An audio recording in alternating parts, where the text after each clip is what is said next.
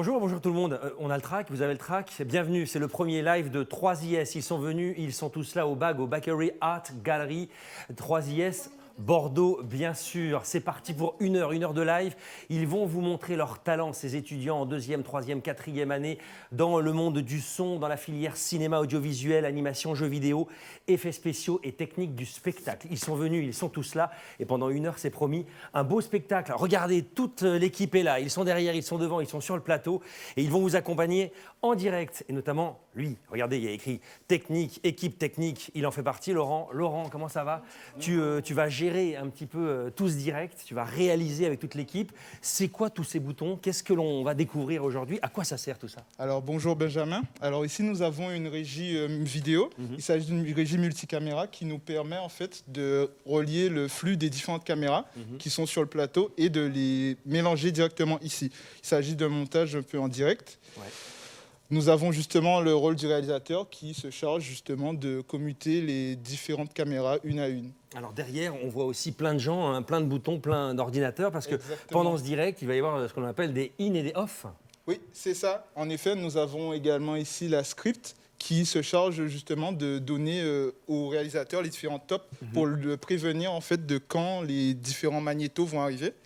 Et elle est assistée justement de son opérateur qui, elle, justement, lance les différents tops. Alors tu es étudiant à 3IS Bordeaux, j'imagine que là, tu vis une expérience, peut-être une première de ta vie, un peu comme tout le monde, j'ai l'impression. Oui, exactement. Ben, c'est notre premier direct pour la filière réalisation audiovisuelle, qui est la nouvelle filière de 3IS, qui se charge justement de tout ce type d'événements. Ouais.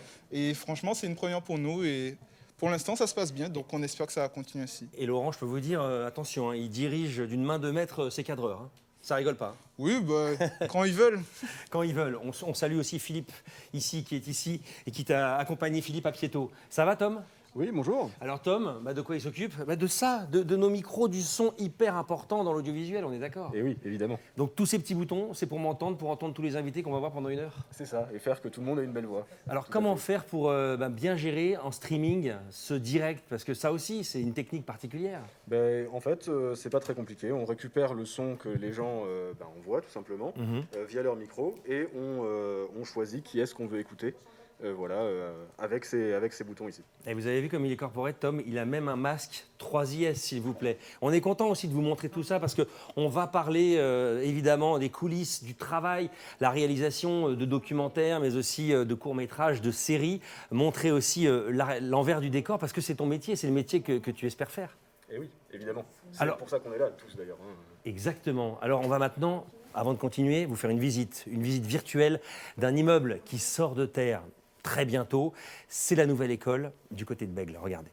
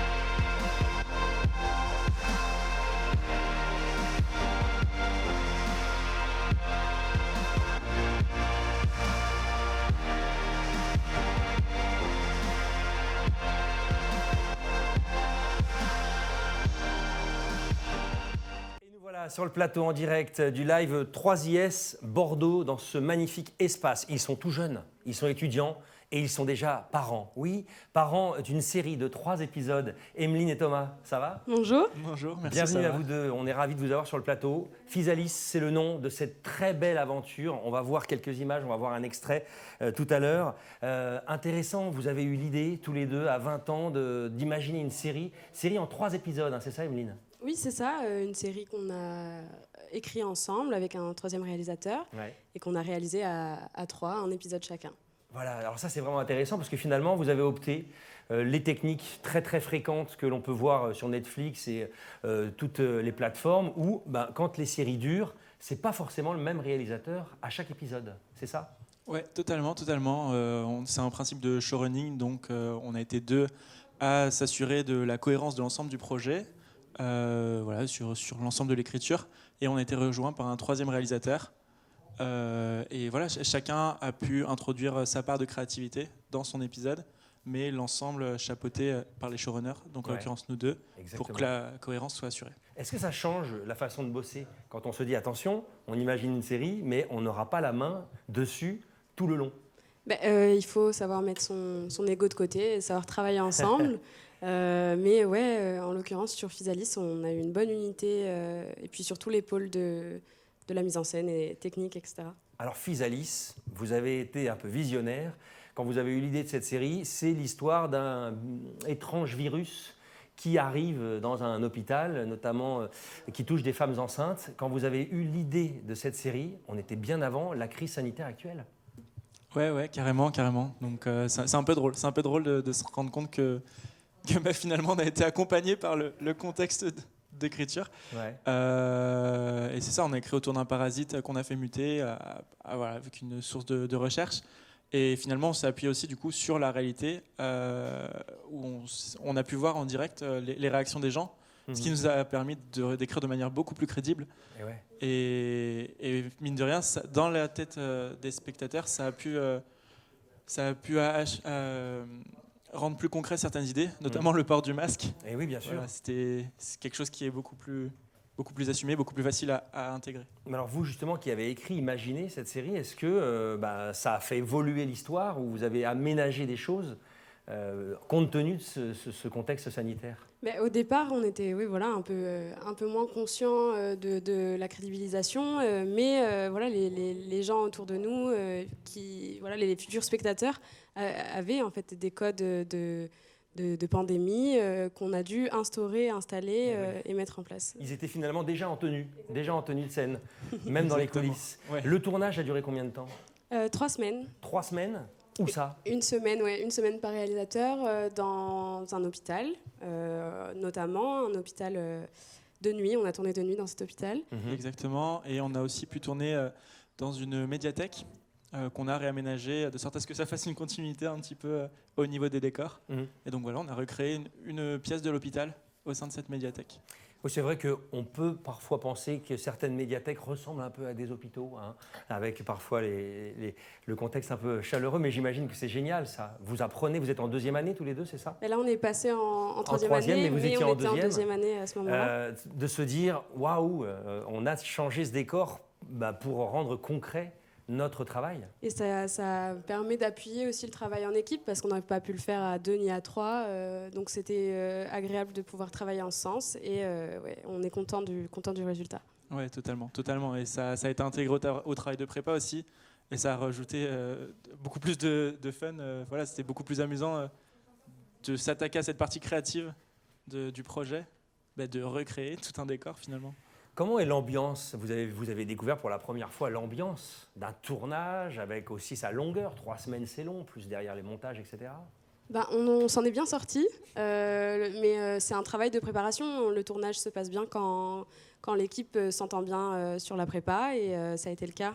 Donc ça a aidé à pallier le stress du tournage. Oui, totalement. Et puis l'équipe, c'est vrai que là-dessus, elle a été assez géniale. On s'est très vite bien entendu et on a mis en place des petits rituels. On avait nos petites phrases types, on avait nos petits rituels de porte-bonheur. Et voilà, ça a pu que profiter au projet. Et ça y est, le bébé ne vous appartient plus. Il est prêt à diffuser. L'histoire maintenant est en boîte. Ouais. Et on va regarder un extrait. Oh putain! Docteur Pilar, on a besoin de quelqu'un dans l'élevé, le secteur est confiné! Je me dépêche!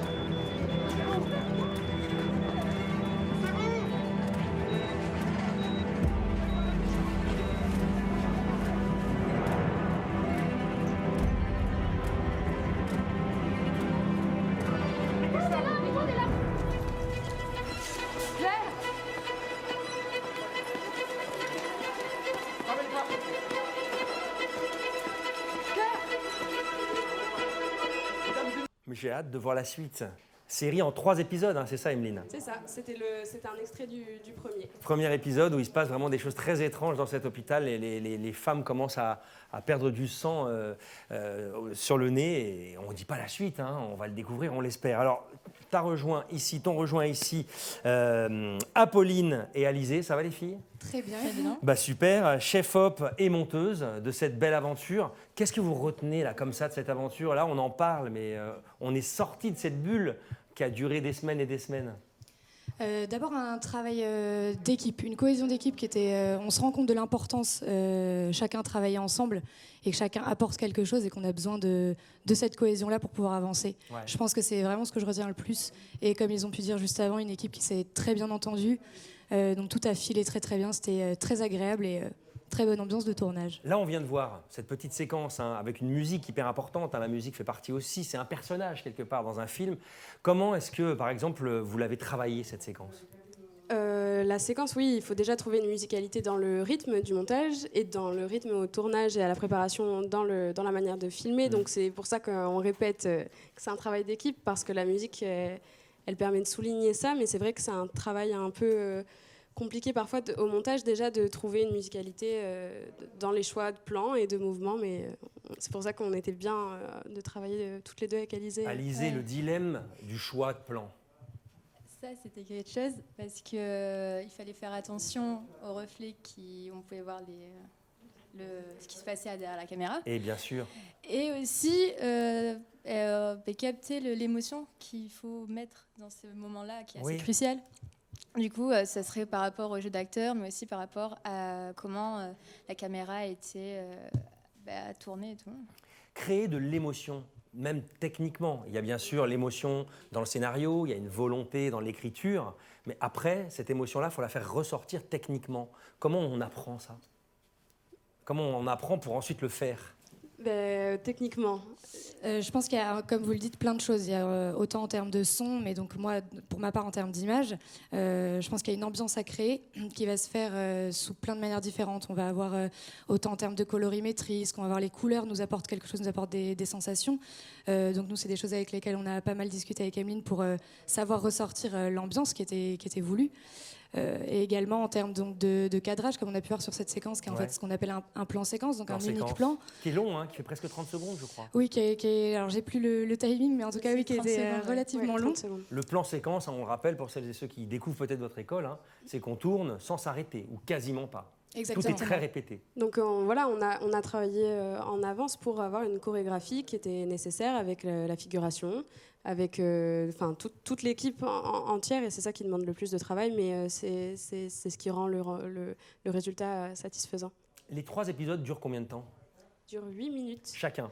Alors un peu plus pour le troisième, mais autour de 8 minutes. Donc en tout une 30aine de minutes. Exactement. Pour découvrir toute l'histoire. Combien d'heures de rush? Ça, c'était à peu près vers les 1 heure, un peu plus d'1 heure de rush. Okay. Pour tout? Pour l'épisode 1, en effet, c'était juste pour l'épisode 1. En fait. Ah oui, en effet. Donc il faut compter le triple pour les 3. Parce qu'il y a plusieurs valeurs de plan, plusieurs prises de même plan. Après, Comment se passe ce fameux travail entre réalisateur et monteur, réalisatrice et monteuse? Il y a ce dilemme de t'es la réal, mais je suis la monteuse. Exactement. Donc tu me laisses aussi faire mes choix. Oui, c'est vrai. Mais je te laisse. La façon comment on a travaillé, c'est j'ai pris tout ce que j'ai pris en compte tout ce qu'Emeline m'a demandé de faire.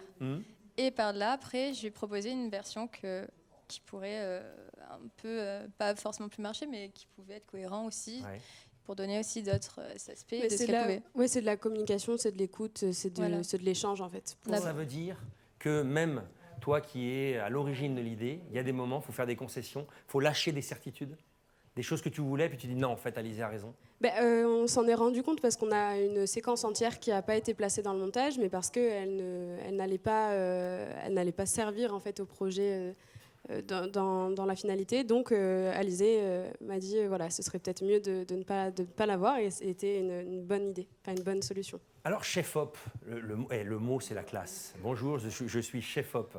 C'est un nom qu'on connaît tous. Ce live, la raison de ce live, c'est aussi pour comprendre vos métiers, ceux qui vous attendent plus tard, je l'espère. C'est quoi un chef-op? Alors c'est une très bonne question. Ça comprend pas mal de choses, mais finalement ça va être la personne qui est en lien direct avec la réalisation et qui va avoir la main mise sur tout le polymage. Le polymage qui comprend quand même pas mal de différents aspects avec, par exemple, la lumière, le côté plutôt caméra. On a aussi ce qu'on appelle la machinerie, donc toutes les machines, entre guillemets, qui peuvent être mises en place techniquement parlant. Voilà, donc c'est de savoir gérer ça et au-delà de ça, créer avec la réalisatrice l'ambiance lumineuse, le mood, si j'ai envie de dire, qui sera cohérent au niveau par rapport au scénario. Et donc travailler ensemble les mouvements de caméra, tout ce qui va finalement toucher à l'image.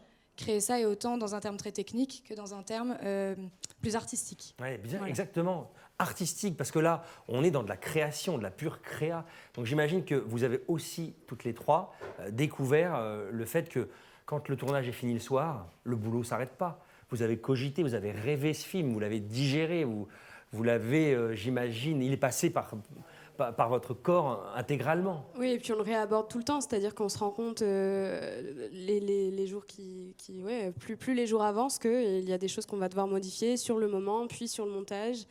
Tout se passe pas forcément comme on l'a prévu, et c'est aussi les aléas, mais c'est pour le bon la plupart du temps. Bon, les aléas, il y a une anecdote qui aura marqué cette aventure, un imprévu, des imprévus, des choses qui un jour ont changé tous vos projets? L'imprévu, je pense qu'on est assez d'accord pour dire que la situation sanitaire ne nous a pas aidés. Non. Voilà, on a été contraints, surtout. Alors, nous, on n'a pas été trop impactés sur le premier épisode, mais Jean et Thomas, les deux autres réalisateurs, ont dû cross-border, comme on dit, tourner en pas. Enfin, voilà, c'était plus compliqué. Il y a eu des concessions à faire, des séquences à raccourcir. Des séquences qui ont été faites finalement un peu à part, pas trop mélangées au reste de l'équipe. C'était compliqué, mais on a tenu bon et on a réussi à sortir 3 épisodes qui nous conviennent. Il y a eu vraiment une anecdote qui vous a marqué pendant ce tournage? Je sais pas. Moi, je pense à une anecdote quand même. Ça va faire sourire les gens qui nous écoutent, mais oui, on a eu une anecdote assez rigolote où, pris par le stress, je pense, et par tout ce qu'implique un tournage, on s'est rendu compte très tard qu'une des personnes de l'équipe était présente sur presque l'entièreté des plans qu'on avait tournés sur une séquence. Et on a réussi à s'en sortir, évidemment, mais c'était quand même assez rigolo de voir ça sur le coup. Ouais, c'est ça. Parce qu'on a dû, on a découvert ça au montage, de se rendre compte qu'il y avait quelqu'un sur le plan. Et sur les 9 prises, il n'y a eu que de bonnes qu'on a pu prendre. Parce que, oui, en effet. C'est amusant, mais c'est le métier qui rentre aussi, vous découvrez ça. Exactement. On s'est tellement amusé à aller voir, notamment sur Allociné, ces grandes productions où tout d'un coup, on voit le même figurant 20 fois ou un technicien dans le champ, quoi. Donc au moins, là, c'est le métier qui rentre. Ça y est, maintenant l'aventure est terminée et on va pouvoir la découvrir, cette série? Oui. Comment, où? Comment il y a des liens qui vont se partager prochainement. Et ça s'appelle Physalis. Je vous propose maintenant, merci mesdemoiselles, je vous propose maintenant d'aller découvrir une belle aventure en Gironde où il existe un grand spectacle, la bataille de Castillon. Regardez. 9, 8, 7, 4 secondes, tu lances 6, 5, 4, Vas-y, la une. 3, 2, 1, top! Allez. L'émission touche à sa fin, merci de nous avoir suivis.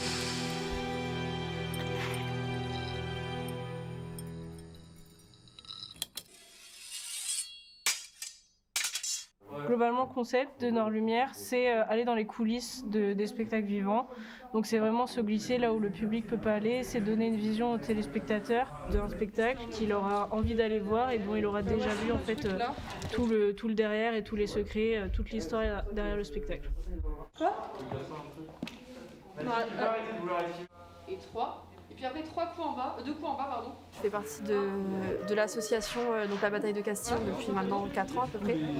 Et c'est vrai que de commencer par un spectacle comme celui-là, assez immense et assez entre guillemets important dans la région, ça m'a semblé logique. Elle n'est pas bien Elle est pas bien placée du tout.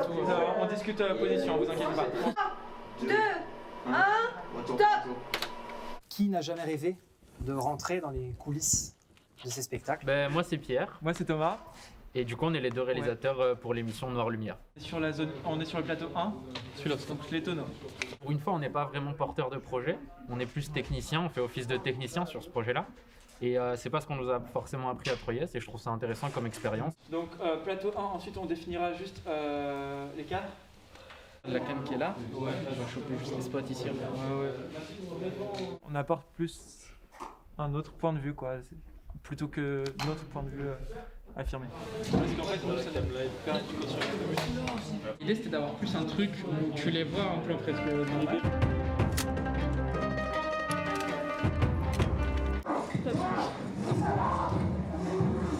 Faudra voir ce que ça rend l'image surtout. On dirait que c'est... Je sais pas, moi je le voyais tout seul sur le plateau au début, mais du coup, dites-moi.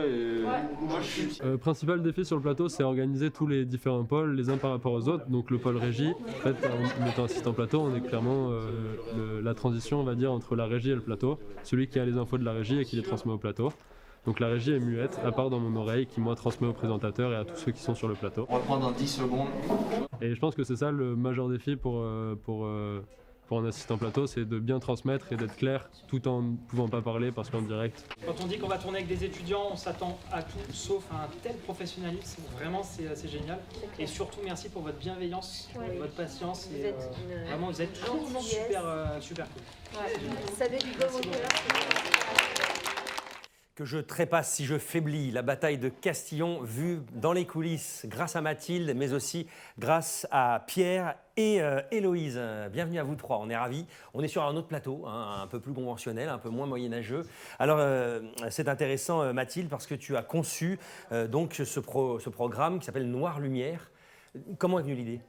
Alors, donc en deuxième année, les producteurs ont la chance de conceptualiser une émission télé. Et donc, quand j'ai eu ce travail à faire, je suis partie du fait que j'adore le monde du spectacle vivant et cet univers-là.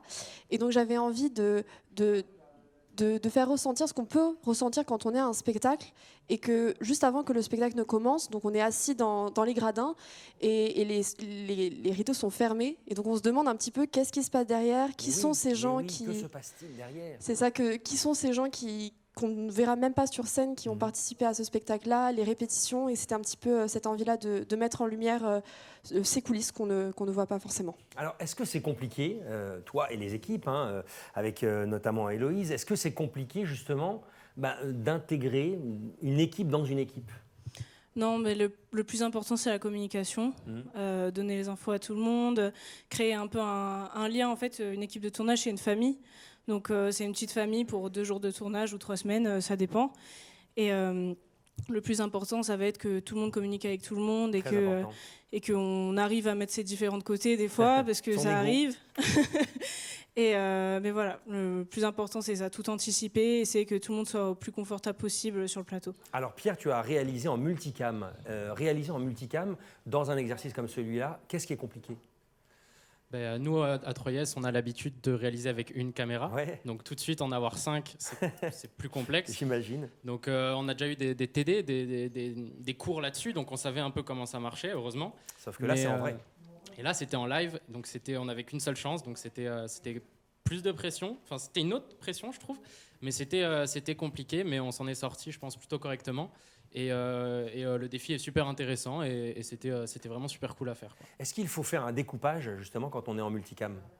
Alors le découpage est évidemment moins précis et moins complexe, je trouve, que dans de la fiction, mais il y a quand même un découpage qui consiste à savoir les angles qu'on veut pour un peu informer nos cadreurs et leur donner différentes bases qui vont pouvoir switcher un petit peu pendant le live. Et comme ça, nous, en communiquant avec eux, avec un micro, ils savent tout de suite entre quelle valeur de plan on veut. Et comme ça, nous, on a un découpage un peu dans notre tête qu'on va pouvoir suivre pendant le live et le mettre en image, quoi. Faut être un peu un chef d'orchestre quand on est à ta place. Ça veut dire un peu d'autorité.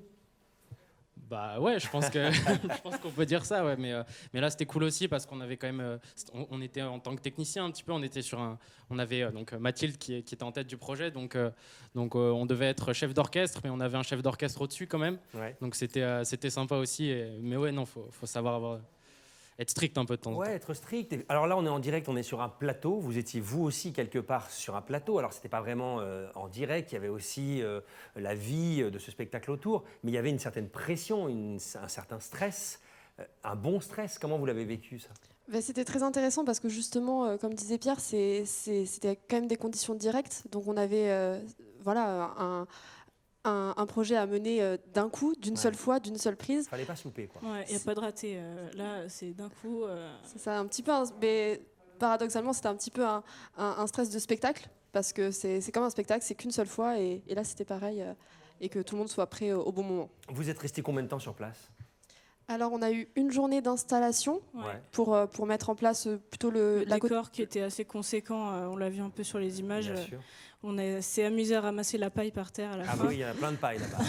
J'y suis allé, en effet. Il y a des chevaux, il y a plein de choses. Et puis après, une journée d'installation technique et de préparation. Et puis la journée de filage et de tournage. Les filages, c'est important. Il en faut ni trop ni trop peu. Parce qu'on ne veut pas que ça soit robotique et on veut quand même que les gens soient prêts au moment du direct. Exactement. Quand tout se termine, quand le clap de fin, vous avez tout dans la boîte, que vous remontez dans la voiture et que vous rentrez, qu'est-ce qu'on se dit? Ça fait du bien. Ça fait du bien parce que c'était pour moi la première fois que je portais un aussi gros projet à 3IS. Tu m'étonnes. Et c'est vrai que c'est assez soulageant de l'avoir fini et que tout soit bien passé et que tout le monde soit content de l'avoir fait. Il y avait une petite réflexion qu'on s'était faite avec l'autre réalisateur qu'on a vu dans le making-of, qui était que c'est un peu bizarre de bosser pendant si longtemps sur un projet. De le faire pour que ce soit pendant 15 minutes finalement, on filme pendant 15 minutes et qu'après c'est fini quoi. On rentre et c'est fini et on a bossé des semaines pour ça. Des semaines avant d'arriver. Le jour J, on est sur une autre planète. Exactement et même au-delà de ça, les 15 minutes, c'était des 15 minutes de tension assez intense et du coup c'est hyper gratifiant à la fin quand on se dit putain c'est bon, c'est fait, on est content de ce qu'on a fait, on n'a pas bossé pour rien et on peut y aller quoi. Et maintenant, montage. Parce qu'il a fallu aussi passer par là. C'est ça, il y a eu du remontage un petit peu, mais après, voilà, c'était quand même des conditions de direct. Alors toi qui me disais au début de l'interview, Mathilde, voilà, moi, le spectacle vivant, les techniques du spectacle vivant, ce que vous apprenez à 3IS, je voulais le découvrir. C'est une révélation? Oui, mais c'est pour ça aussi que j'ai choisi cette filière-là, et c'est ça, que j'aime le spectacle et ce qu'il y a derrière, et là, de faire partie dans le monde du cinéma des techniciens et de tout ce qui se passe derrière un projet, c'est ça qui est très intéressant à faire, quoi. Génial, une belle aventure humaine. Pierre, tu vas laisser ta place, Covid oblige, on ne peut pas avoir trop de monde sur ce plateau, pour accueillir Lola qui va nous raconter aussi une très belle aventure. D'ailleurs, Héloïse aussi a participé à l'aventure de Lola. Bonjour Lola. Bonjour. Elle vient d'enlever son masque. Vous avez vu, on fait hyper gaffe, hein. On est tous hyper éloignés, on ne se fait pas de bises, rien. On a enlevé nos masques juste pour ce direct, ce live 3IS. Alors là, tu es ici sur ce plateau en direct pour une très belle aventure aussi qui s'appelle Dessine-moi un mouton, que tu as réalisé avec des enfants autour du thème de l'écologie. Raconte-nous. Oui, donc c'était une émission qu'on a fait en même temps que Noir Lumière. J'étais chargée de production et assistante plateau sur Dessine-moi un mouton. Et il y avait ce challenge du fait que c'est une émission pour les enfants avec les enfants. Donc on avait toujours 3 enfants en tant qu'invités sur le plateau. Et c'était plus compliqué à gérer parce que ce sont des enfants, donc ils n'ont pas toute cette conscience professionnelle. Il y avait beaucoup d'animation aussi autour d'eux, donc ils avaient envie de participer. C'était compliqué des fois à canaliser, des moments de fatigue ou des moments où ils avaient envie justement de se défouler, de pouvoir courir. Il y avait aussi toute la situation avec les parents, parce que les parents étaient aussi présents. Donc c'est qu'on a des enfants, mais on a aussi des parents qui sont là, qui essaient de parler à leurs enfants aussi. Donc il faut mettre une salle à leur disposition pour qu'ils puissent voir aussi ce qui se passe, sans gêner l'équipe technique. Et que tout le monde soit ravi, que les enfants puissent profiter et en même temps être en accord avec Martin, qui était notre présentateur. Et ça s'est très bien passé, on a eu de la chance avec ces 3 enfants. On dit souvent que les 2 sujets les plus difficiles à filmer sont les enfants et les animaux, parce que ça ne se maîtrise pas sur un plateau. Héloïse qui a participé à l'aventure. Ah oui, non, c'est clair. Mais l'important, c'est qu'à la fin, tout le monde s'amuse et les enfants et les parents étaient très contents du résultat aussi, donc c'est l'essentiel. C'est l'essentiel. Qu'est-ce que tu en retiens de cette expérience? Parce que j'imagine que là, s'il y a un mot que l'on doit avoir en tête quand on est face à des enfants, c'est le mot confiance. Il faut leur donner confiance pour qu'ils se dévoilent, pour qu'ils se racontent dans un univers qui est joli à l'image, mais qui est faux. Qui est impressionnant aussi. C'est impressionnant, mais ils avaient quand même très confiance en eux. On avait fait des rencontres aussi avant pour qu'ils puissent se connaître. Donc les enfants s'étaient déjà rencontrés, donc ils étaient très bienveillants les uns envers les autres, ils s'amusaient entre eux, donc ils prenaient vraiment ça comme un jeu. Ils avaient tout de suite envie de recommencer, poser des questions aux techniciens. Donc je pense que c'était une très belle expérience pour eux. Ils étaient ravis, on a eu beaucoup de retours par rapport à ça. Donc, et ils ont envie justement de recommencer. Les parents nous en ont fait part. Au final, ce doc dure combien de temps? L'émission, Oui. 15 minutes. 15 minutes, et vous avez tourné combien de temps? On a tourné sur... on a eu 2 journées donc, de préparation, donc une journée le vendredi et le samedi, on a fait des répétitions toute la matinée. Et après, il y a eu toute l'après-midi où on a tourné avec nos 2 réalisateurs qui sont passés chacun leur tour pour faire leur émission. Dessine-moi un mouton. Merci beaucoup Lola et bravo à vous 3 pour ces très beaux témoignages. Merci. On va parler maintenant d'un court-métrage. On va voir la bande-annonce. Le court-métrage s'appelle Injuste pour Injuste. Et les réalisateurs vont venir ensuite sur le plateau. Regardez. مين ده؟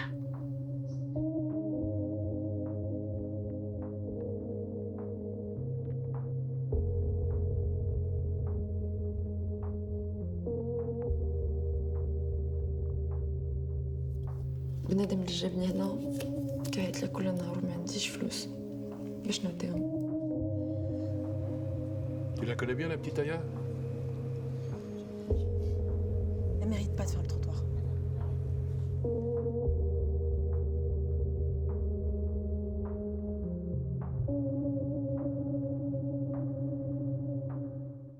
Elle s'appelle Amine à l'image. C'est une migrante qui doit malheureusement payer son passeur. C'est une idée qui est venue grâce à ces 2 jeunes hommes qui sont sur le plateau. Bienvenue les garçons, Pablo et Léopold. Ce court-métrage s'appelle Injuste pour un juste. Comment s'est passé ce tournage? Comment est née l'idée? L'idée, elle est venue... Alors, il y avait eu beaucoup de réflexions. Déjà, l'école nous avait demandé de parler de sujets sociaux, de sujets d'actualité. Du coup, moi, j'ai été me renseigner auprès de ma famille et ma mère qui a grandi dans un camp de réfugiés. Du coup, je me suis inspiré de tout ça. Je lui en ai beaucoup parlé. Je suis allé voir dans les camps de réfugiés. Puis la thématique m'a beaucoup parlé et j'ai voulu écrire cette histoire. Donc derrière, évidemment, il y a une histoire personnelle. Les conditions du tournage, comment elles se sont passées? Toi, donc, Léopold, tu as monté ce film. Donc tu as accompagné aussi le tournage, j'imagine. On a vu quelques extraits là, dans un univers assez rude, assez urbain, sur un chantier. Comment se sont passées ces conditions de tournage? Où ça s'est passé? Alors, on avait beaucoup de lieux à Bordeaux. Alors, il faut savoir qu'on cherchait des décors naturels, donc des vrais décors. Le décor du squat, c'était un vrai squat dans lequel il y avait des migrants qui habitaient encore. Wow. D'ailleurs, c'était dans la rue d'à côté.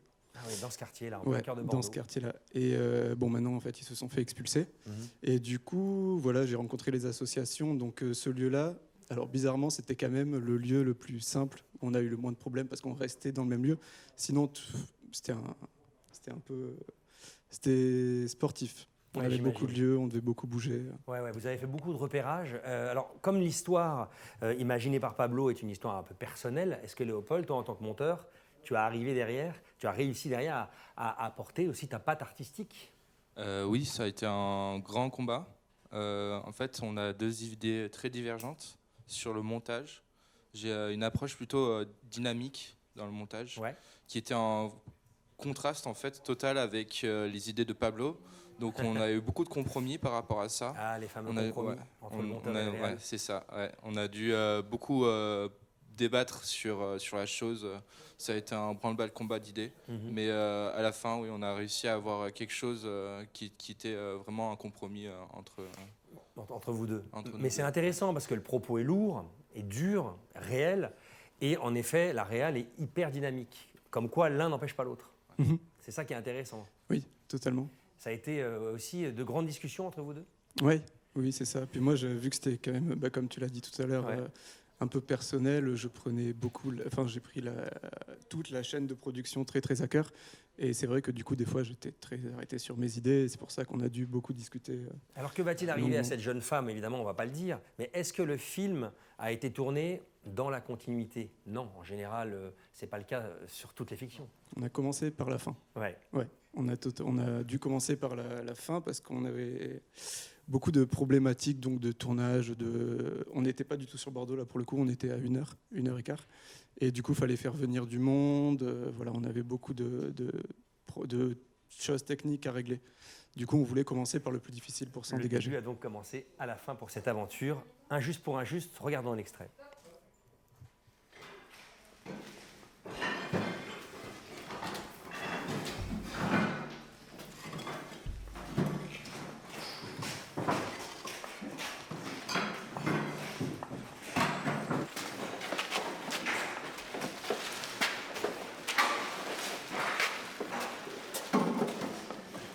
t'acheter un réveil, hein.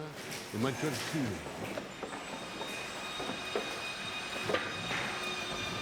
Ici, tu m'appelles monsieur. Allez, retourne travailler.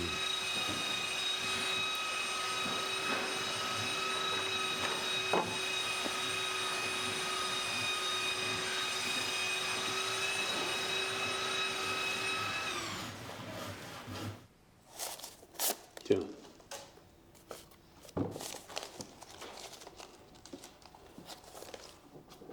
Quoi?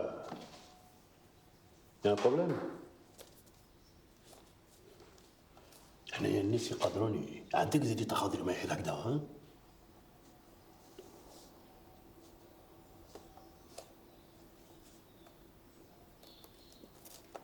مش هاد الشي.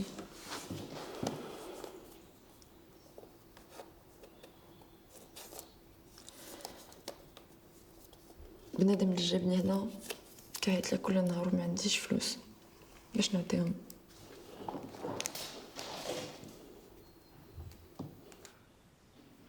هادو ماشي دراعمي يا عندي خدامين خالص. Injuste pour injuste. Le court-métrage dure 25 minutes et 35 secondes, c'est ça, Pablo? C'est long pour un court-métrage? Oui, c'est très long. Surtout qu'à la base, on devait plus se rapprocher des 10-15 minutes. Ah oui, là, tu as fait péter les compteurs, quoi. Et on était arrivé à un montage de 27 minutes au début. Mais après, voilà, vu le cahier des charges, on a dû couper. Couper. Ouais, couper. Et ça, en tant que monteur, Léopold, j'imagine que tu t'es arraché les cheveux, même si tu n'as pas beaucoup de cheveux. Mais l'idée il faut faire des choix. Faire des choix, l'éternel débat dans nos métiers. Ouais. Et au final, ouf, vous avez trouvé un compromis.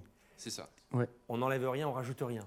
Donc notre compromis, c'était qu'on était retourné à une première version de montage auquel on avait abouti. Et en fait, cette version-là, c'était une version qui nous intéressait le plus par rapport à ce qu'on voulait montrer.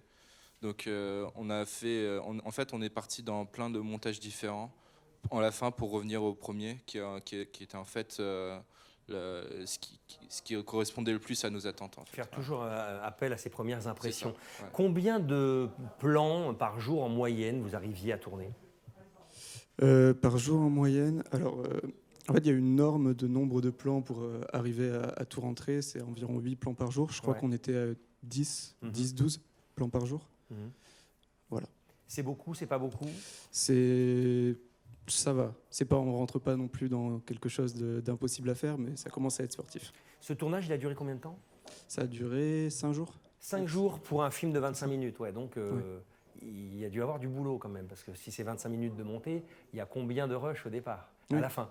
Donc j'imagine que ça a été intense ces 5 jours. Ouais. C'est aussi que les rushs dans le film sont très longs et très contemplatifs. Ouais, c'est vrai. C'est-à-dire qu'on n'a pas, du coup, ça se rapproche à ce que je disais tout à l'heure par rapport au dynamisme.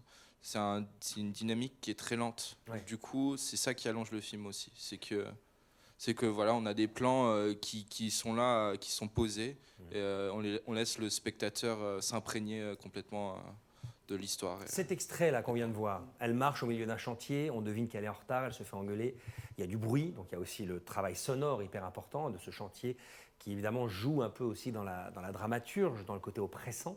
Comment vous l'avez travaillé par exemple, cette scène-là? Tu peux m'en dire quelques mots? Par rapport au son? Ce tournage-là, non, le tournage en général. Cette journée-là, alors du coup on était à 1 heure de Bordeaux. C'était un chantier, un petit chantier, quoi dire. Cette caméra à l'épaule qui la suit, par exemple. Oui, par exemple le plan séquence. On voulait en parler. Il y avait un long plan séquence en fait, du coup qui faisait la maison d'un bout à l'autre en suivant Amine, donc un des protagonistes principaux. Et c'était très compliqué à mettre en place un plan séquence techniquement parce qu'il doit y avoir derrière aucune source de lumière. Bien sûr. Donc on peut voir à la caméra, vu qu'on la traverse hantise toute la des maison. réalisateurs. C'est ça. De vous voir dans un reflet, dans une ombre. Exactement. Et il y a eu beaucoup de problèmes comme ça. Et ça, c'est un plan qui a été refait beaucoup? Cette séquence-là? C'était un plan qui a été refait beaucoup et je crois qu'au final, on n'a pas réussi à avoir un seul plan sans aucun défaut du début à la fin. C'est bien, c'est honnête de le dire. Il y a des problèmes, c'est sûr. Pablo, dernière question. Ta maman, elle a vu le film? Oui. Et tes proches? Oui, ils ont vu le film. Ma mère a pleuré. Voilà. C'est beau, ça. Oui, j'étais content. Elle a dû retenir aussi des choses qui qui t'ont touché, qui t'ont marqué, qui t'ont imprégné. Ah oui, j'étais très content de lui montrer. Voilà, ça m'a fait plaisir, ça lui a fait plaisir. Et il est tout ému, Pablo. Bravo, messieurs, très beau boulot. On va découvrir maintenant un autre film qui s'appelle Essence. L'essence, je crois même. Regardez. Ça fait combien de temps?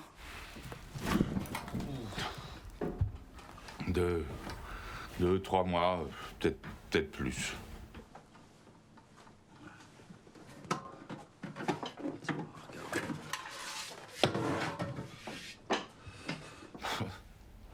Je t'apprends rien. C'est dedans que ça va pas. Elle a dû prendre cher un peu. C'est quelle époque déjà? 64. Ouais.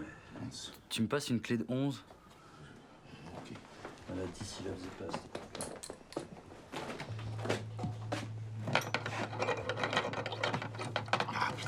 époque-là.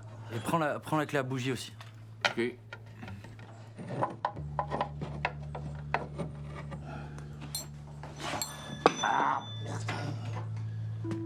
Vas-y, laisse. Tu galères là.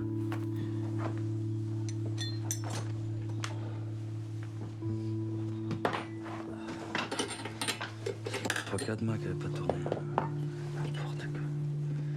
C'est dégueulasse. Même plus d'huile, tout est sec là. Moi ça.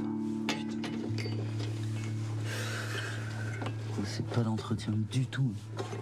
Du tout, c'est tout rouillé là, il y a un trou ici. Putain, je te jure. Bon, bah, ça te prendrait combien de temps? Là, il y en a pour plusieurs jours, mais j'ai pas le temps, j'ai beaucoup de travail. De toute façon, j'avais prévu Maryse, je passais juste jeter un coup d'œil. Bon, elle aura qu'à prendre mon camion pour l'amener. Non, mais bon, d'accord. Vas-y. Vas-y, c'est tout. Bah oui, t'as beaucoup de boulot, je comprends. Je vais me débrouiller. Attends, moi je me déplace pour ton Vespa et tu trouves que dalle à me dire, quoi. Rien. Je suis pas... je t'ai rien demandé, moi. C'est pas moi qui...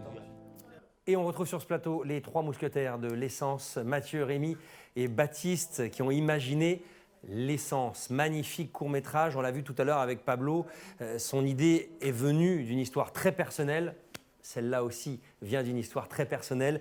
L'essence, merci à vous 3 d'être là. Baptiste, cette histoire, ce film, il est né un peu grâce ou à cause d'une histoire personnelle. Je ne sais pas si c'est ton grand-père ou ton arrière-grand-père. Tout à fait, c'est mon grand-père du côté de mon père. Donc voilà, il me fallait une histoire. J'avais envie de raconter une histoire de famille en fait.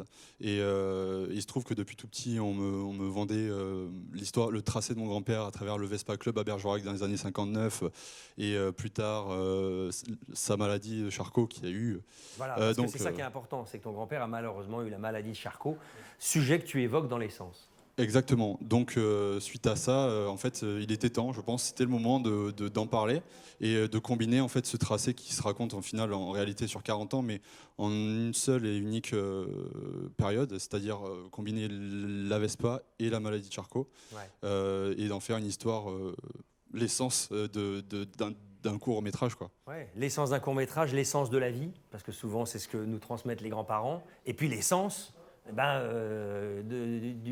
du Vespa, quoi. Exactement, c'est aussi ce titre, j'ai plus le terme littéraire, mais c'est beaucoup de sens à la fois aussi. Enfin, ça veut dire beaucoup de choses. Il y a l'essence qu'on retrouve à la base de beaucoup de choses. Il y a l'essence, la faculté, le toucher, l'odorat qu'on perd. Enfin, beaucoup de choses. Ouais. Et voilà. Ce film-là est magnifique, hein, comme tous les autres. C'est vraiment de la réalisation de pro. Et on parle d'essence. On se trouve où? Dans un garage. Et il y a du son. Il y en a du son. Rémi et Mathieu, vous êtes chef opérateur son. Le son hyper important, notamment dans l'extrait qu'on vient de voir, le bruit des outils plus la musique. Il y a une tension, il y a ce bruit qui résonne, il y a la grosse voix du grand-père. Un boulot, j'imagine, passionnant pour vous. Alors, passionnant, ça c'est sûr, ouais. mais pas aussi compliqué qu'on puisse le penser. Arrête. Et si, parce qu'on a quand même vachement été aidé. Déjà, le grand-père, l'acteur principal, il a une voix radio, il a une voix incroyable, et on peut lui mettre le micro n'importe où et ça sonne. Et en plus de ça, on était dans des lieux quand même qui étaient vachement acoustiques et vachement favorables à la prise de son, contrairement à d'autres qu'on a pu faire, dont on va parler après, sûrement. Et du coup, oui, il y avait beaucoup de choses à prendre quand même. Et on a tout pris en direct avec 2 perches, du coup. J'allais vous demander Et oui, quel voilà. choix de j'avance son les questions. prendre. Ouais. 2 perches. Oui, 2 perches. Au-dessus des comédiens. Constamment, avec quelqu'un qui n'est pas là, l'autre perchman, et Rémi qui était perchman. D'accord. Donc ils étaient 2. Chacun suit un comédien. Voilà, c'est ça, où ils alternaient des fois. Et en même temps, ils prenaient les sons du coup d'outillage, les sons sur la Vespa, etc. en même temps. Du coup, il n'y a pas de rajout en fait, il n'y a pas de follet, comme on appelle ça. Dingue. C'est que de la prise directe. J'aurais juré. Ah oui. Ah ouais. C'est qu'ils ont bien fait leur travail alors. Ouais, bravo, super boulot. Comment est-ce que tu as combiné ça? C'est compliqué, même si le lieu semble assez clos. Il y a quand même en effet la voix des comédiens et tous ces bruitages, surtout dans un garage où il y a beaucoup d'objets. L'avantage avec ce film, c'est qu'on avait des plans super serrés. Donc on pouvait un peu mettre notre micro un peu où on voulait. On connaissait bien le texte aussi. On avait, c'est ça. On avait le temps de... Ouais, voilà. On avait le temps de bien se préparer et quand on connaît bien le texte, c'est plus simple pour positionner le micro. C'est très important ce que tu viens de dire. Quand on est chef opérateur, ingénieur du son, on l'ignore peut-être, vous l'apprenez sûrement à 3IS, mais quand on arrive sur un plateau de tournage, dans la plupart du temps, les chefs-op, les ingé-sons connaissent presque comme les comédiens le texte du film. C'est dingue. Vous l'avez eu avant, quoi. Bah oui, on l'a eu avant et en fait on a créé une espèce de fascicule qu'on a relié et plastifié avec pour chaque séquence le dialogue et pour chaque plan ce que chaque perchman devait prendre et devait comprendre en tant que dialogue, apprendre, et avec le placement aussi provisoire des perchman par rapport au lieu parce qu'on avait les plans au sol. Mais il faut savoir que ce fascicule, on l'a utilisé peut-être à 10% de sa capacité parce qu'en fait sur un tournage tout change et du coup ça servait un peu à rien. Voilà. Si quand même. Si ça servait à avoir les esprits clairs. Ça a dû construire des choses et puis quelque part ça a nourri le jour J votre préparation avec les imprévus. Ça sert pas à être utilisé sur un tournage. Très beau boulot de son en tout cas. Question, tu as quel âge? 23. 23 ans. C'est la première fois que tu réalises vraiment un film de cette qualité, de cette ampleur? Oui, c'était le premier court-métrage, hein, mon premier vrai. Et ce qui est fantastique, c'est quand on a à disposition une caméra de cinéma, une Arri Alexa, et même au niveau du son, un super matos qui permet de faire des choses bien, quoi, et de retranscrire parfaitement l'idée de base qui se retranscrit sur le film et sur le plateau de tournage avant tout, quoi. Ça fait quoi quand on a 23 ans de diriger un acteur âgé qui pourrait être ton grand-père? C'est la même chose que de parler à son grand-père. En fin de compte, c'est aussi faire confiance à la personne en face de toi qui a 50 ans de plus, qui a 50 ans d'expérience. Et voilà, tout passe par la confiance. Et le but du jeu, au début, c'est d'établir ce climat de confiance. Et c'est là qu'on obtient finalement ce qu'on veut de l'acteur et de l'actrice. Ouais. Tout à l'heure, c'est amusant quand on a passé en direct l'extrait. Vous êtes tous les trois et vous avez dit « Oh, ça fait trop bizarre de revoir cette scène. » Pourquoi?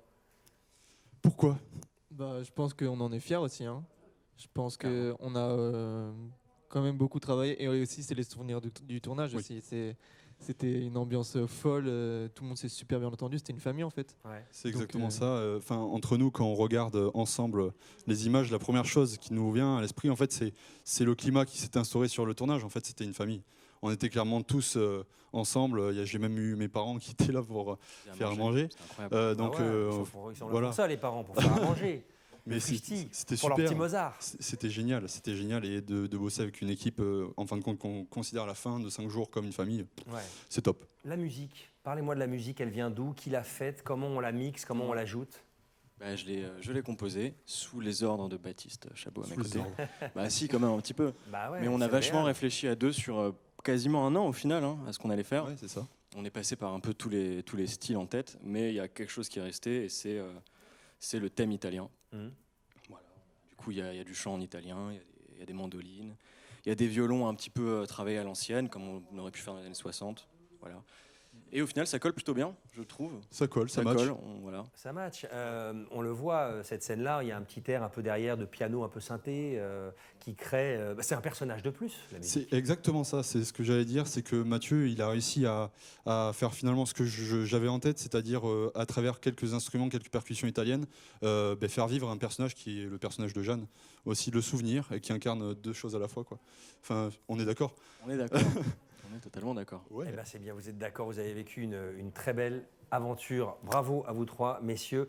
Et le film s'appelle L'Essence. Autre film que nous allons découvrir maintenant, dans lequel vous avez d'ailleurs tous les deux, messieurs les chefs-op du son, participé, les exemplaires. En voici un extrait. Vous avez quelque chose à vous reprocher, monsieur Marquet? Monsieur Lafont, croyez bien que je comprends votre colère et votre tristesse. Mais dévoiler ainsi au grand jour la vie privée de votre défunte collègue, par respect pour son intimité et pour sa famille, je vous conseillerais plutôt Ne venez pas me parler de respect. Antoine. Antoine, écoute-moi. Est-ce que tu as pensé aux conséquences? Avec tout ça, tout le monde va en parler. En plus de l'enquête, on va voir les médias qui vont venir nous interroger. On ne sait pas ce qu'ils vont dire sur nous. Par contre, tu condamnes le lycée à avoir une réputation morbide qui va nous suivre pendant des années. Avec ça, Véronique, les gens vont pouvoir mettre des mots sur ce qu'on vit vraiment et sur ce que vivent leurs enfants. Martine, qu'est-ce que tu fais? Véronique a raison, on a déjà assez de problèmes comme ça. Vas-y, Lionel, écoute, si t'as une meilleure solution. Problème, toi, Lionel? Eh oh, j'essaie juste de sauver ce qui peut être sauvé, là. J'essaie de trouver des solutions à long terme. Mais tu vas te foutre dans la merde, et nous avec. Tu menaces, hein? Mais non! Mais dans une semaine, tout le monde aura oublié, ça aura servi à quoi? Ça n'aura servi à rien. Et au moins, on sera pas resté les bras croisés. S'il vous plaît, expliquez aux gens. Faites bien attention, monsieur Lafont. Je ne connais pas la teneur exacte de vos échanges. Et si vous rendez tout ça public, ça pourrait avoir un impact très négatif sur votre lycée. Sur votre rectorat. Je pensais surtout aux élèves en pleine révision du bac. Et on pense à quoi, nous, monsieur le recteur? Vous croyez qu'ils sont pas perturbés, là, les élèves? Ça fait une semaine qu'on a fermé le lycée. Eh ben, dites donc, ça chauffe entre ces professeurs et pour cause. Les exemplaires, films tirés d'une histoire vraie d'un professeur qui met fin à ses jours avec le recteur d'académie qui vient. Un gros débat, hein, j'imagine, c'est une scène qui est sûrement très réaliste quand malheureusement il y a des tensions dans un établissement scolaire. Film qui a été primé finaliste, c'est ça, d'un festival, messieurs? Alors, il est finaliste et il va être jugé là pour savoir s'il va gagner bientôt. Voilà, on croise les doigts. On Finaliste croise les doigts. notamment donc d'un festival avec l'école ICAR, c'est ça? C'est ça. Des métiers de l'art, notamment ici à Bordeaux, du côté des Chartrons. Les exemplaires, vous avez tous les deux.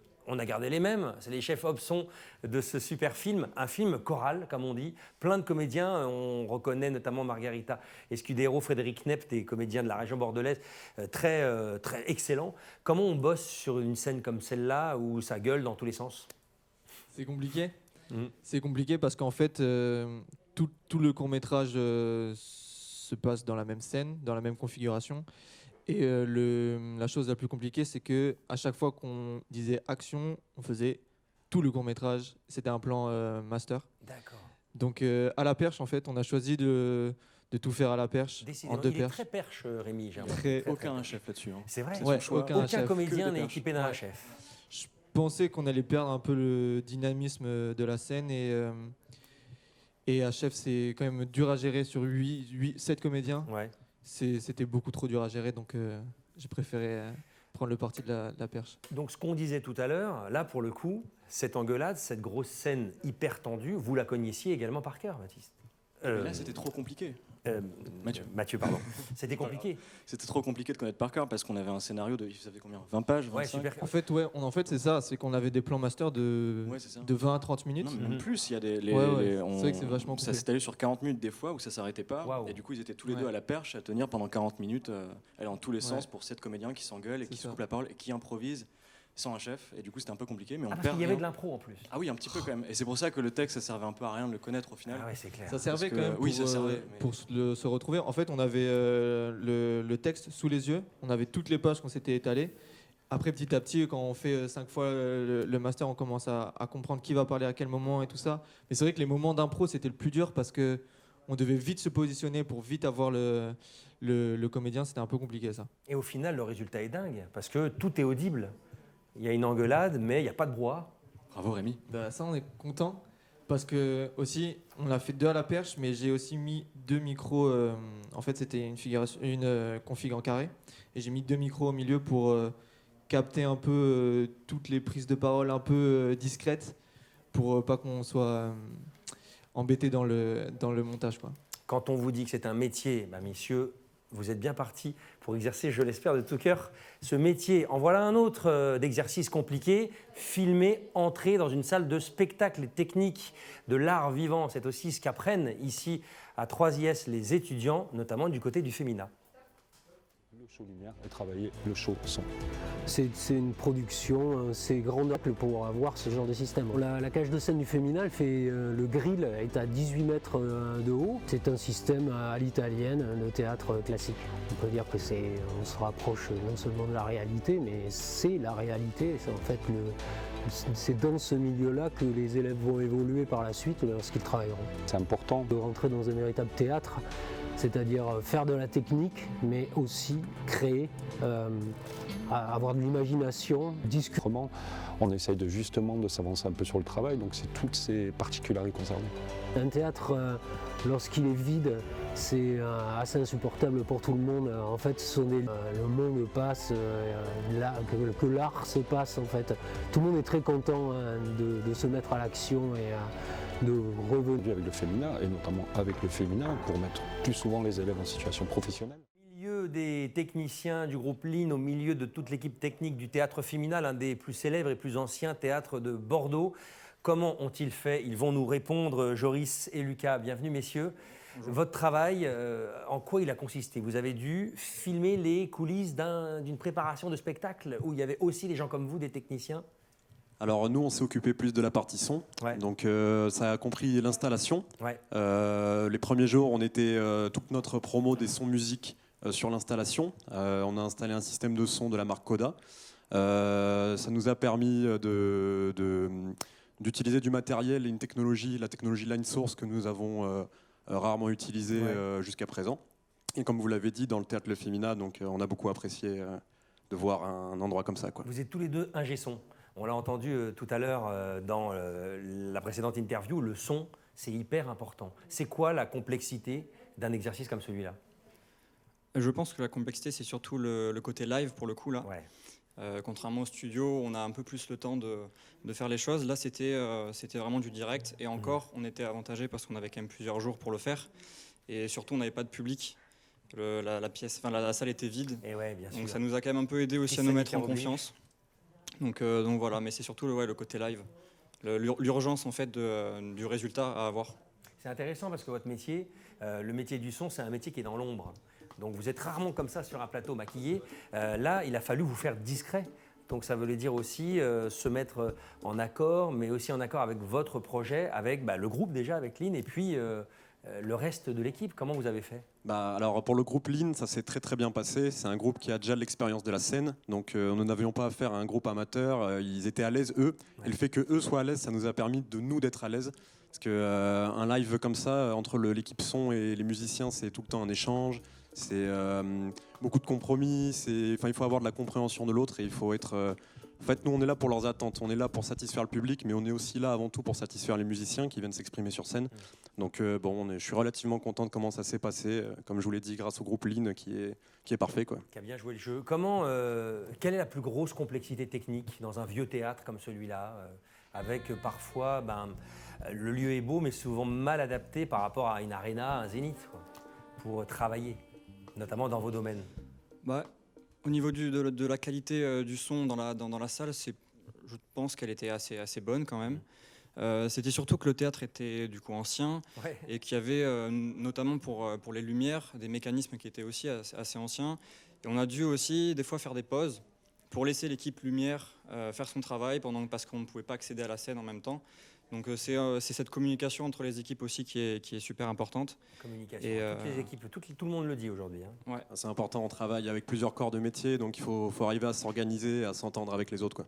Exactement. Se retrouver devant ce matériel professionnel, la console, le système de diffusion Line Array, je crois que ça s'appelle comme ça. Un Line Array. C'est un Line Array. Line Array. Je ne suis pas un G-son, je suis journaliste. Tout ça, j'imagine qu'on se retrouve devant. Au début, c'est un avion qu'il faut faire décoller? C'est un avion qu'il faut faire décoller, mais on a été formé par l'école pour le faire. Et je pense qu'il n'y avait pas de surprise au point de vue du matériel, de notre point de vue. On savait quel matériel on a utilisé, on a été formé pour le faire. Et c'est le travail qu'on fait depuis 3 ans au sein de l'école, c'est d'être autonome sur une scène et de pouvoir réaliser une prestation en toute autonomie, quoi. ils sont d'un calme et d'une zénitude faits pour ce métier. Merci messieurs, je vous demande de quitter le plateau et on va terminer ce direct avec Théo qui nous suit depuis le début de ce direct, mais aussi Dorine Lafont. Merci Dorine de me rejoindre pour terminer ce direct, ce premier live 3IS. Quel régal, quel plaisir franchement d'avoir entendu tout ce qu'on a entendu aujourd'hui. Celles et ceux qui, ça vous gratouille, ça vous chatouille, ce métier de l'audiovisuel. Revoyez ce direct en replay parce qu'on apprend plein de choses, il y a de l'humain, il y a du ressenti. L'école 3IS, en chiffres 500 étudiants, une nouvelle école qu'on va inaugurer très bientôt, qui comportera 4 étages, plus de 5200 mètres carrés liés aux industries créatives. À Bègles. À Bègles, toujours. Elle sort de terre, une immense école avec salle de projection pour y accueillir des professionnels, pourquoi pas des équipes de films. Évidemment, oui, on est ouvert à tous les partenariats que peuvent nous apporter cette belle région. Nous, on a la chance d'avoir effectivement un plateau de cinéma de 250 places. On va avoir des plateaux images, on va avoir des plateaux de dessin, évidemment. On aura aussi des régies, des plateaux son qui seront excessivement bien équipés. Enfin, on va avoir une école à la pointe. Merci à toutes les équipes, merci de nous avoir suivis pour ce premier live 3IS. J'espère que ce ne sera pas le dernier. À bientôt. Salut.